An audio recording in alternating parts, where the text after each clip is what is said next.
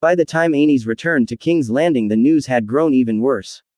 In the Vale, Lord Ronel Arryn's younger brother Jonos had deposed and imprisoned his loyal sibling, and declared himself king of Mountain and Vale. In the Iron Islands, another priest king had walked out of the sea, announcing himself to be Lodos the twice drowned, the son of the drowned god, returned at last from visiting his father. And high in the red mountains of Dorne, a pretender called the Vulture King appeared and called on all true Dornishmen to avenge the evils visited on Dorne by the Targaryens. Though Princess Daria denounced him, swearing that she and all leal Dornishmen wanted only peace, thousands flocked to his banners, swarming down from the hills and up out of the sands, through goat tracks in the mountains into the reach. This Vulture King is half mad, and his followers are a rabble, undisciplined and unwashed, Lord Harmon Dondarrion wrote to the king. We can smell them coming 50 leagues away. Not long after, that selfsame rabble stormed and seized his castle of Blackhaven. The Vulture King personally sliced off Dondarrion's nose before putting Blackhaven to the torch and marching away. King Aenys knew these rebels had to be put down, but seemed unable to decide where to begin. Grand Maester Gawain wrote that the king could not comprehend why this was happening. The small folk loved him, did they not? Jonos Arryn, this new Lodos, the Vulture King. Had he wronged them? If they had grievances, why not bring them to him? I would have heard them out. His Grace spoke of sending messengers to the rebels, to learn the reasons for their actions. Fearing that King's Landing might not be safe with Harren the Red alive and near, he sent Queen Alyssa and their younger children to Dragonstone. He commanded his hand, Lord Alan Stokeworth, to take a fleet and army to the Vale to put down Jonos Arryn and restore his brother Ronel to the lordship. But when the ships were about to sail, he countermanded the order, fearing that Stokeworth's departure would leave King's Landing undefended. Instead he sent the hand with but a few hundred men to hunt down Harren the Red, and decided he would summon a great council to discuss how best to put down the other rebels. Whilst the king prevaricated, his lords took to the field. Some acted on their own authority, others in concert with the Dowager Queen. In the Vale, Lord Allard Royce of Runestone assembled 20 loyal bannermen and marched against the Eyrie, easily defeating the supporters of the self-styled King of Mountain and Vale. But when they demanded the release of their rightful lord, Jonos Arryn sent his brother to them through the moon door. Such was the sad end of Ronel Arryn, who had flown thrice about the giant's lance on Dragonback. The Eyrie was impregnable to any conventional assault, so, King Jonos and his die-hard followers spat down defiance at the loyalists, and settled in for a siege, until Prince Maegor appeared in the sky above, astride Balerion. The conqueror's younger son had claimed a dragon at last, none other than the Black Dread, the greatest of them all. Rather than face Balerion's fires, the Eyries garrison seized the pretender and delivered him to Lord Royce, opening the moon door once again and serving Jonos the Kinslayer as he had served his brother. Surrender saved the pretender's followers from burning, but not from death. After taking possession of the Eyrie, Prince Maegor executed them to a man. Even the highest born amongst them were denied the honor of dying by sword. Traitors deserved only a rope, Maegor decreed, so the captured knights were hanged naked from the walls of the Eyrie, kicking as they strangled slowly. Hubert Arryn, a cousin to the dead brothers, was installed as Lord of the Vale. As he had already sired 6 sons by his lady wife, a Royce of Runestone, the Arryn succession was seen to be secure. In the Iron Islands, Goran Greyjoy, Lord Reaper of Pike, brought King Lodos II of that name to a similar swift end, marshalling 100 longships to descend on Old Wick and Great Wick, where the pretender's followers were most numerous, and putting thousands of them to the sword. Afterward he had the head of the priest king pickled in brine and sent to King's Landing. King Aenys was so pleased by the gift that he offered Greyjoy any boon he might desire. This proved unwise. Lord Goran, wishing to prove himself a true son of the drowned god, asked the king for the right to expel all the Septons and Septas who had come to the Iron Islands after the conquest to convert the Ironborn to the worship of the Seven. King Aenys had no choice but to agree. The largest and most threatening rebellion remained that of the Vulture King along the Dornish marches. Though Princess Daria continued to issue denunciations from Sunspear, there were many who suspected that she was playing a double game, for she did not take the field against the rebels and was rumored to be sending them men, money, and supplies. Whether that was true or not, hundreds of Dornish knights and several thousand seasoned spearmen had joined the Vulture King's rabble, and the rabble itself had swelled enormously, to more than 30,000 men. So large had his host become that the Vulture King made an ill-considered decision and divided his strength. Whilst he marched west against Nightsong and Horn Hill with half the Dornish power, the other half went east to besiege Stonehelm, seat of House Swan, under the command of Lord Walter Wyl, the son of the widow Lover. Both hosts met with disaster. Orys Baratheon, known now as Orys One Hand, rode forth from Storm's End one last time, to smash the Dornish beneath the walls of Stonehelm. When Walter Wyl was delivered into his hands, wounded but alive, Lord Orys said, "Your father took my hand. I claim yours as repayment." So saying, he hacked off Lord Walter's sword hand. Then he took his other hand and both his feet as well, calling them his usury. Strange to say, Lord Baratheon died on the march back to Storm's End, of the wounds he himself had taken during the battle, but his son Davos always said he died content, smiling at the rotting hands and feet that dangled in his tent like a string of onions. The Vulture King himself fared little better. Unable to capture Nightsong, he abandoned the siege and marched west, only to have Lady Karen sally forth behind him, to join up with a strong force of marchers led by Harmon Dondarrion, the mutilated Lord of Blackhaven. Meanwhile Lord Samwell Tarly of Hornhill suddenly appeared athwart the Dornish line of march with several thousand knights and archers. Savage Sam, that lord was called, and so he proved in the bloody battle that ensued, cutting down dozens of Dornishmen with his great Valyrian steel blade Heartsbane. The Vulture King had twice as many men as his three foes combined, but most were untrained and undisciplined, and when faced with armored knights at front and rear, their ranks shattered. Throwing down their spears and shields, the Dornish broke and ran, making for the distant mountains, but the Marcher lords rode after them and cut them down, in what became known after as the Vulture Hunt. As for the rebel king himself, the man who called himself the Vulture King was taken alive and tied naked between two posts by savage Sam Tarly.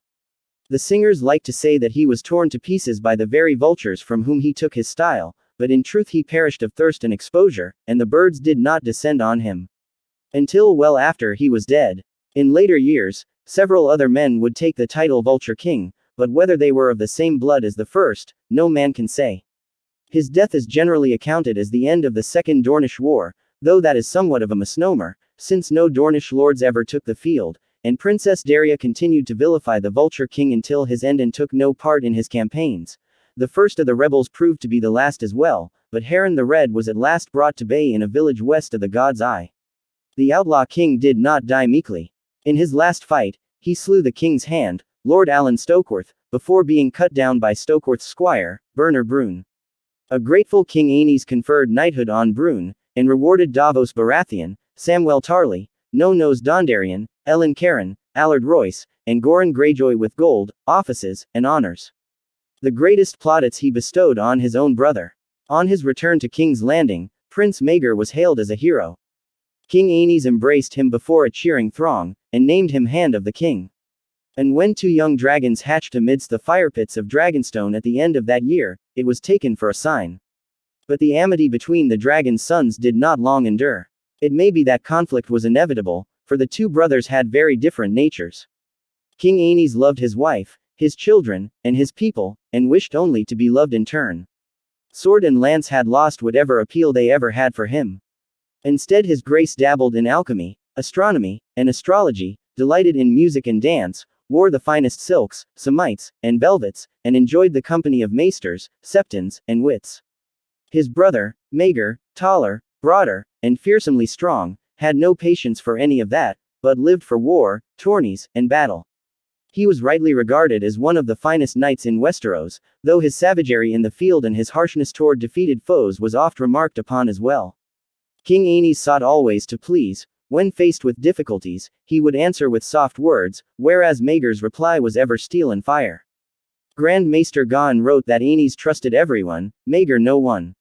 The king was easily influenced, Gon observed, swaying this way and that like a reed in the wind, like as not to heed whichever counselor last had his ear. Prince Maegor, on the other hand, was rigid as an iron rod, unyielding, unbending. Despite such differences, the sons of the dragon continued to rule together amicably for the best part of 2 years. But in 39 AC, Queen Alyssa gave King Aenys yet another heir, a girl she named Viola, who sadly died in the cradle not long after. Perhaps it was this continued proof of the queen's fertility that drove Prince Maegor to do what he did. Whatever the reason, the prince shocked the realm and the king both when he suddenly announced that Lady Cerys was barren, and he had therefore taken a second wife in Alys Harroway, daughter of the new Lord of Harrenhal. the wedding was performed on Dragonstone, under the aegis of the Dowager Queen Visenya. As the castle septon refused to officiate, Maegor and his new bride were joined in a Valyrian rite, wed by blood and fire. The marriage took place without the leave, knowledge, or presence of King Aenys. When it became known, the two half-brothers quarreled bitterly. Nor was his grace alone in his wrath. Manfred Hightower, father of Lady Cerys, made protest to the king, demanding that Lady Alice be put aside. And in the Starry Sept at Aldtown, the High Septon went even further, denouncing Maegor's marriage as sin and fornication, and calling the prince's new bride, this whore of Harroway. No true son or daughter of the seven would ever bow to such, he thundered. Prince Maegor remained defiant. His father had taken both of his sisters to wife, he pointed out, the strictures of the faith might rule lesser men, but not the blood of the dragon. No words of King Aenys could heal the wound his brother's words thus opened, and many pious lords throughout the seven kingdoms condemned the marriage, and began to speak openly of Maegor's whore. Vexed and angry, King Aenys gave his brother a choice: put Alice Harroway aside and return to Lady Cerys, or suffer 5 years of exile. Prince Maegor chose exile. In 40 AC he departed for Pentos, taking Lady Alice, Balerion his dragon, and the sword Blackfire with him. It is said that Aenys requested that his brother return Blackfire, to which Prince Maegor replied, "Your grace is welcome to try and take her from me." Lady Cerys was left abandoned in King's Landing. To replace his brother as hand, King Aenys turned to Septonmermison, a pious cleric said to be able to heal the sick by the laying on of hands. The king had him lay hands on Lady Cerys's belly every night, in the hopes that his brother might repent his folly if his lawful wife could be made fertile, but the lady soon grew weary of the nightly ritual and departed King's Landing for Aldtown, where she rejoined her father in the Hightower. No doubt his grace the king hoped the choice would appease the faith. If so, he was wrong. Septonmermison could no more heal the realm than he could make Cerys Hightower fecund. The High Septon continued to thunder, and all through the realm the lords in their halls spoke of the king's weakness. How can he rule the seven kingdoms when he cannot even rule his brother? They said. The king remained oblivious to the discontent in the realm. Peace had returned, his troublesome brother was across the narrow sea, and a great new castle had begun to rise atop Aegon's high hill. Built all in pale red stone, the king's new seat would be larger and more lavish than Dragonstone, with massive walls and barbicans and towers capable of withstanding any enemy. The Red Keep, the people of King's Landing named it. Its building had become the king's obsession. My descendants shall rule from here for 1,000 years, his grace declared.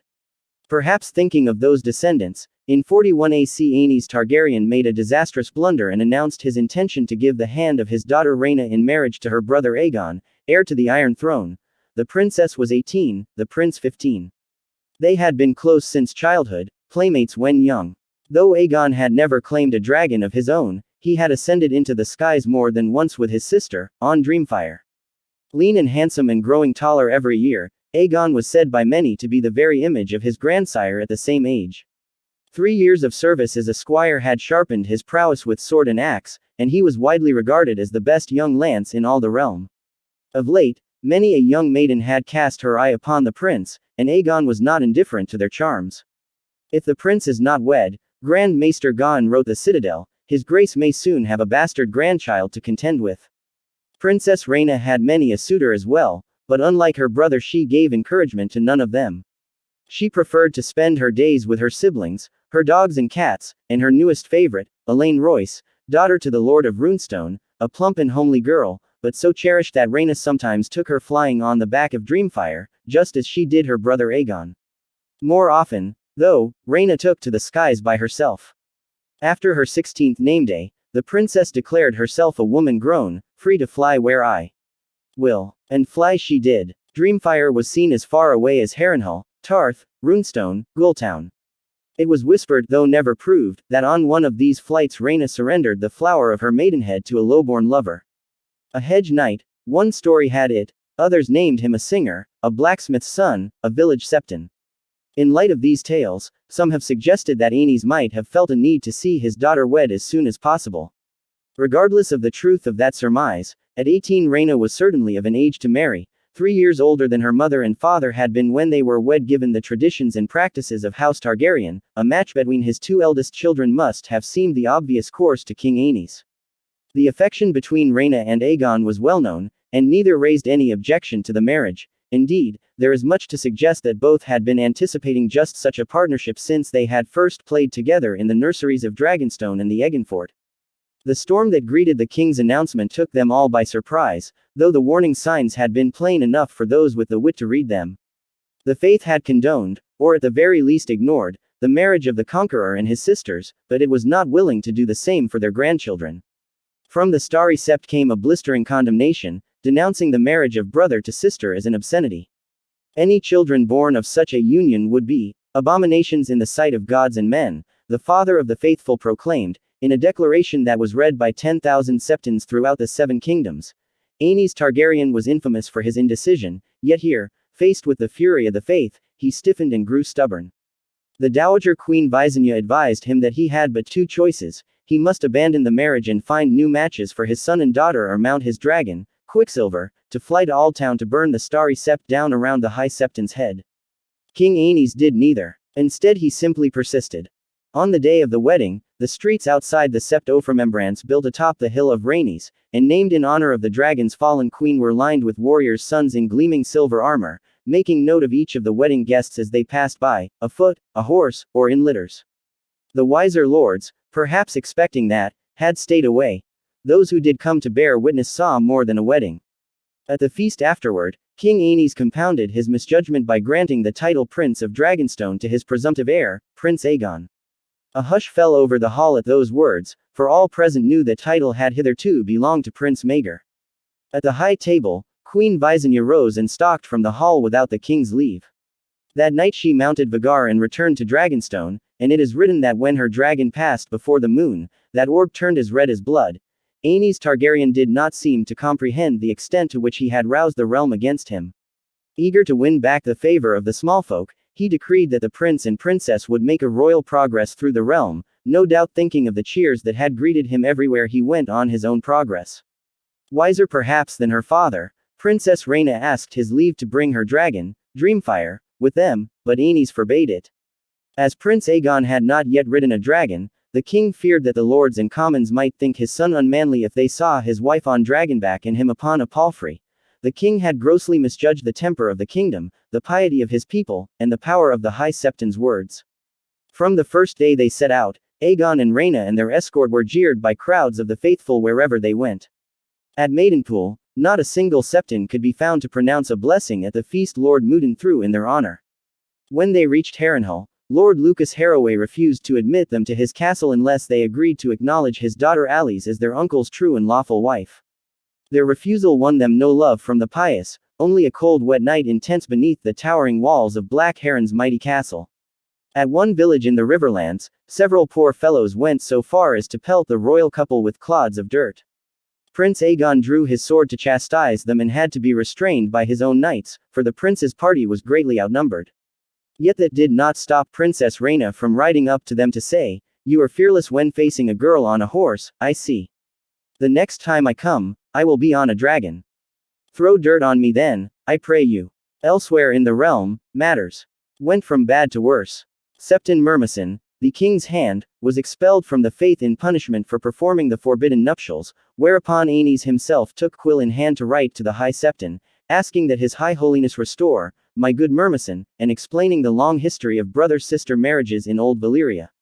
The High Septon's reply was so venomous that his grace went pale when he read it.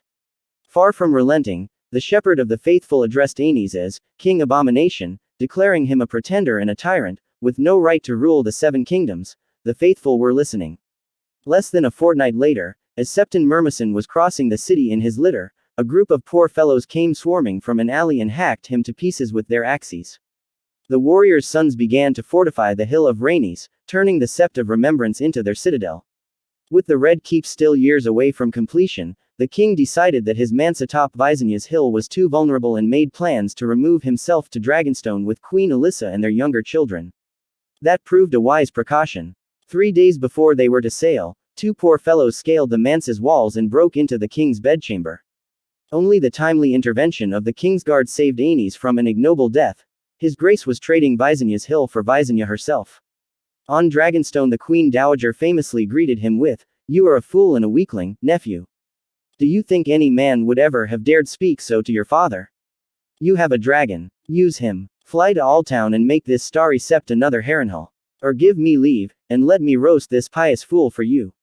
Aenys would not hear of it. Instead he sent the Queen Dowager to her chambers in Sea Dragon Tower and ordered her to remain there. By the end of 41 AC, much of the realm was deep in the throes of a full-fledged rebellion against House Targaryen.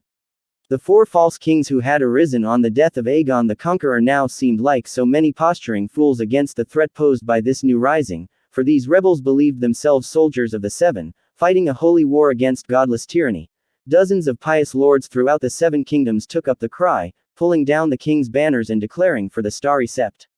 The warrior's sons seized the gates of King's Landing, giving them control over who might enter and leave the city, and drove the workmen from the unfinished Red Keep. Thousands of poor fellows took to the roads, forcing travelers to declare whether they stood with the gods or the abomination, and remonstrating outside castle gates until their lords came forth to denounce the Targaryen king.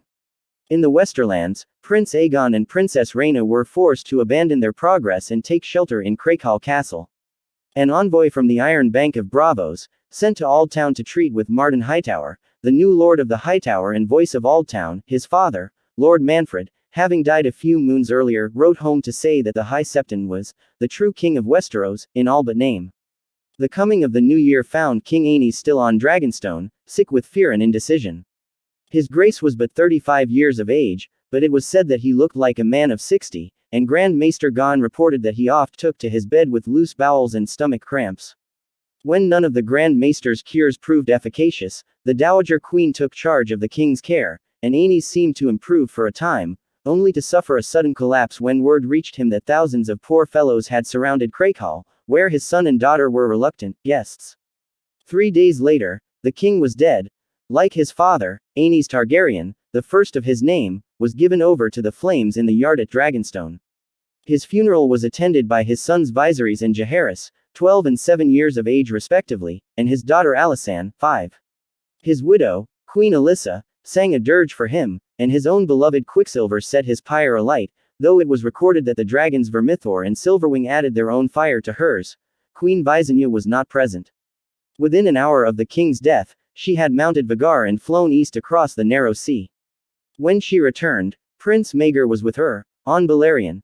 Maegor descended on Dragonstone only long enough to claim the crown, not the ornate golden crown Aenys had favored, with its images of the Seven, but the iron crown of their father set with its blood-red rubies.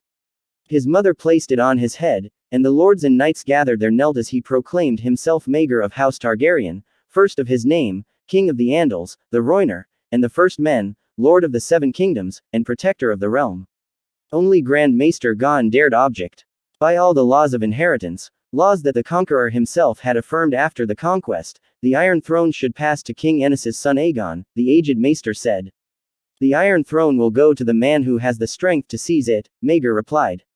Whereupon he decreed the immediate execution of the Grand Maester, taking off Gawain's old grey head himself with a single swing of Blackfire. Queen Alyssa and her children were not on hand to witness King Maegor's coronation. She had taken them from Dragonstone within hours of her husband's funeral, crossing to her lord father's castle on nearby Driftmark. When told, Maegor gave a shrug, then retired to the chamber of the painted table with a maester, to dictate letters to lords great and small throughout the realm. 100 ravens flew within the day. The next day, Maegor flew as well. Mounting Balerion, he crossed Blackwater Bay to King's Landing, accompanied by the Dowager Queen Visenya upon Vhagar. The return of the dragons set off riots in the city, as hundreds tried to flee, only to find the gates closed and barred.